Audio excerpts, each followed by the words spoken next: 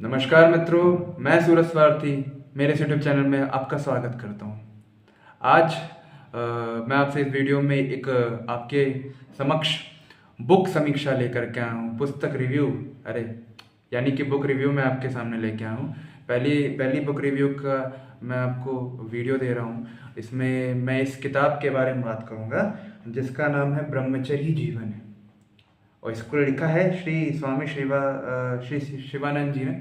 और मित्रों, जिस भी विद्यार्थी को ब्रह्मचर्य करना है, जो मनुष्य ब्रह्मचर्य करना चाहता है, वो इस पुस्तक को पढ़ करके, बिना किसी गुरु के पढ़ करके, एक सटीक अर्थ ब्रह्मचर्य का जान करके अपने जीवन में ब्रह्मचर्य को धारण कर सकता है। इसमें सारे नियम बताए गए हैं कि ब्रह्मचर्य कैसे फॉलो करना होता है, क्या खान पान ब्रह्मचर्य के दौरान रखना होता है, क्या क्या फ़ायदे हैं ब्रह्मचर्य करने से, और क्या क्या नुकसान है अगर हम ब्रह्मचर्य अपने जीवन में नहीं करते हैं तो।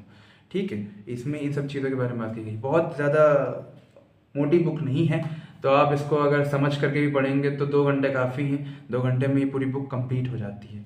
ये बुक है 40 रुपए की, और इसको पब्लिश किया है पिलग्रिम्स पब्लिशिंग हाउस ने, जो कि वाराणसी में है। और बहुत अच्छी किताब है मित्रों। इसमें अगर आपकी इसके इंडेक्स को देखेंगे तो इसमें 13 चैप्टर्स हैं, जो कि पहला है ब्रह्मचर्य की महिमा पे, दूसरा है अष्टमैथुन, तीसरा है वीर नाश के लक्षण, आदि आदि 13 करके चैप्टर हैं। ठीक है, बहुत अच्छी किताब है। एक बेसिक सी जानकारी आपको ब्रह्मचर्य के ऊपर मिल जाती है।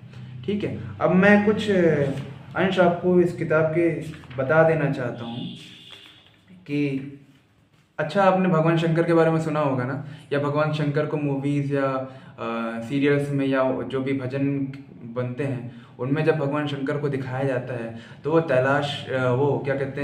कैलाश पे बैठे हुए हैं और यूं तपस्या कर रहे हैं ना, वो दिखाया जाता है। तो बहुत मित्र नहीं जानते हैं हमारे कि भगवान शंकर ब्रह्मचर्य को फॉलो करने वाले हैं। मतलब आपको पता है ब्रह्मचर्य को फॉलो करने वाले हैं। इसमें जब मैंने पढ़ा, इसका पहला अध्याय ब्रह्मचर्य की महिमा, उसमें मैंने पाया कि हाँ, कैसे भगवान कैलाशपति भगवान शंकर ब्रह्मचर्य के बारे में बताते हैं। एक श्लोक मैं आपको सुना देना चाहता हूँ कि ना तपस्तप इत्याहु ब्रह्मचर्यम तपोत्तमम ऊर्ध्वरेता भवेद यस्तु सा देवो न तु मानुषा। तो भगवान कैलाशपति कहते हैं कि ब्रह्मचर्य अर्थात वीर धारण यही उत्कृष्ट तप है। आप लोग ध्यान से सुनिएगा, ब्रह्मचर्य के वो उत्कृष्ट तप बता रहे हैं। सब उत्कृष्ट का मतलब है सबसे अच्छा हो, सबसे अच्छा तप है ब्रह्मचर्य। इससे बढ़कर के तपश्चर्या तीनों लोकों में दूसरी कोई भी नहीं है। अगर आप कितना भी तप कर लो, लेकिन अगर आपने ब्रह्मचर्य नहीं किया है तो दूसरा कोई और तप है नहीं इसके बराबर का।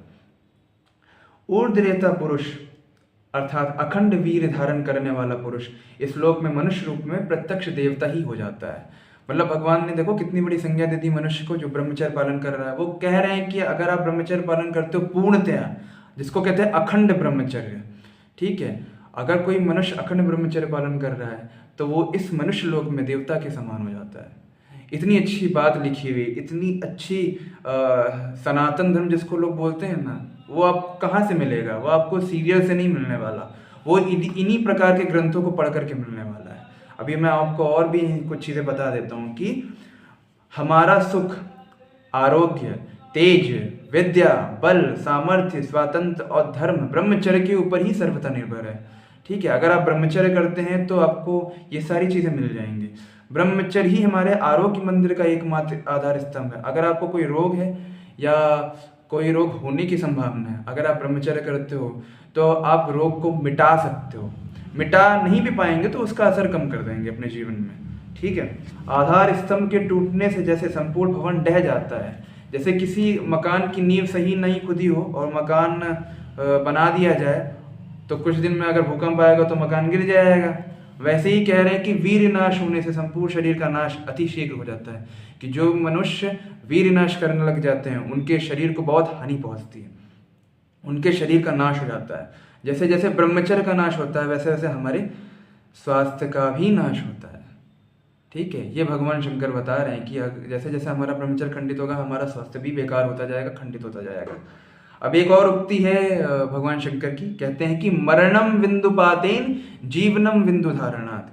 कह रहे हैं कि वीर को नष्ट करने वाला पुरुष कभी बच नहीं सकता है। जो व्यक्ति वीर नष्ट कर रहा है वो कभी नहीं बच सकता, और जो व्यक्ति वीर को धारण कर रहा है, जो सीमेन रिटेंशन कर रहा है, जो ब्रह्मचर्य का पालन कर रहा है, वह पुरुष कभी अकाल में मर नहीं सकता।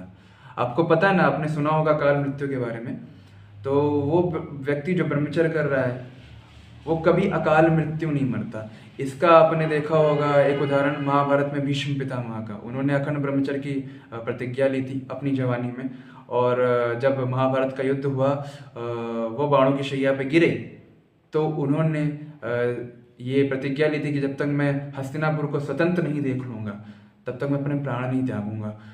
तो 18 के 18 दिन, मतलब जब उनके बाण के शैया पर लेटने के बाद उनके उससे जितने समय तक महाभारत का युद्ध हुआ ना, उन्होंने अपने प्राण नहीं त्यागे।